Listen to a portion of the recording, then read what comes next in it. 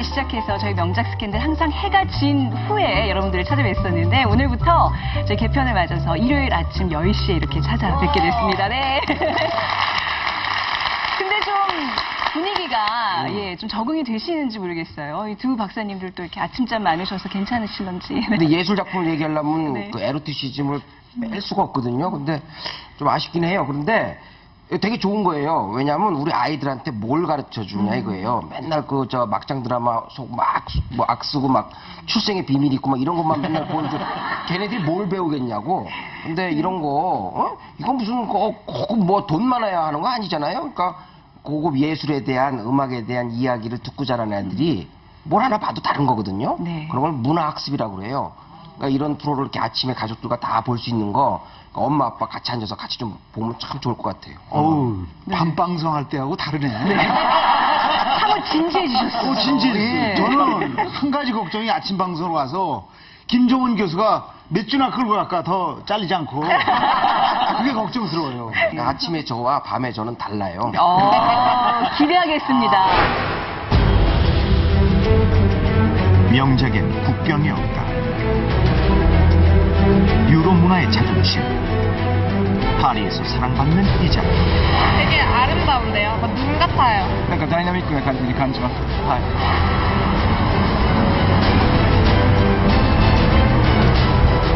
작품은 런던의 대형 박물관에도 소장돼 있다. I have a poster on my college dormitory wall. 큰 파도를 싸워 이기는 사람? 日本らしい激しい波。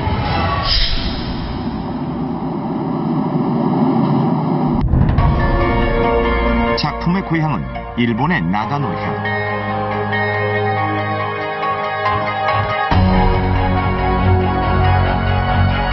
여기 세계의 미술관에서 사랑받는 그림 한 점이 있다.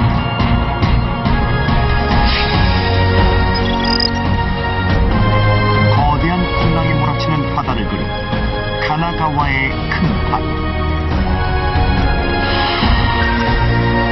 당장이라도 배를 집어삼킬 듯한 파도 아래 어부들의 모습이 위태롭다. これだけ極端にデフォルメしたのはないですね。いわゆる波をこういう風に描く絵はありますけども、これだけ大きくした波はないですね。江戸時代にサーフィンなんかなかったはずで、なんで大波の資格を得たのか、非常にやっぱり北斎の想像力の賜物だと思いますね。 이 작품이 세계 각지에 소장될 수 있었던 것. 한화 작품이기 때문이다.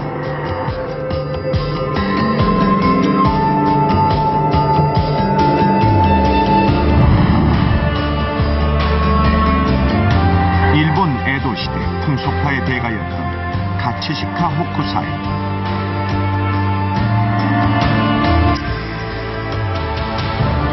그는 90평생 무려 3만여 점의 작품을 남겼다.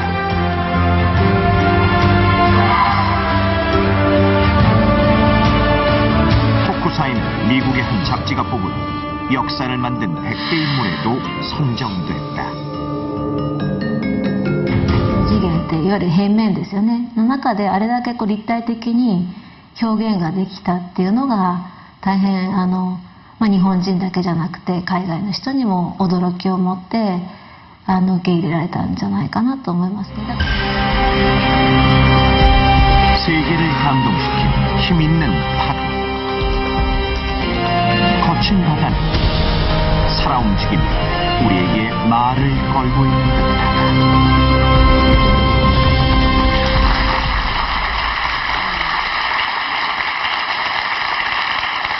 일본화인데요. 세계적으로 아주 유명한 작품입니다. 여러분들 많이 보셨죠? 예. 근데 이 지금 어떤 장면을 연출하고 있는 건지 좀 궁금한데. 제가 개인적으로 너무 좋아하는 작품이라 지금 너무 떨리는데요. 제가 봤을 때는 이 그림을 보자마자 해밍웨이의 노인과 바다를 떠올렸거든요. 그래서 그 대자연과 네. 힘없는 인간들의 그 사투를 이렇게 딱 보는 것처럼 너무 장엄하고 약간 이렇게 위험한 것 같기도 하고 그런 느낌이 들거든요. 근데 아까 우리 방송 전에 최원정 언니가 그랬잖아요. 이 그림 가장 많이 보는 것은 일본식 레스토랑이나 선술집에서 많이 본다고.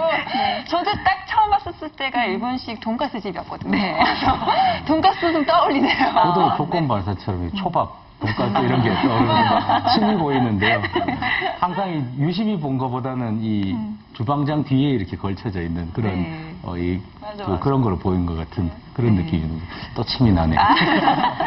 아침부터 먹는 얘기를 저는 사실 이거 보고 쓰나미 얼마 전에 또 일본에서 있었던 그 쓰나미 한 장면이었나 역사적으로 그걸 어떻게 좀 연출을 그린 게 아닌가 싶기도 하고 네. 나는 저 사람들이 어떻게 됐을까가 되게 걱정이 되는. 그래요. 배 탄 사람들이 있잖아요. 그렇게 예. 파도가 치면 저 파도가 저 배를 덮쳤을 거 아닙니까?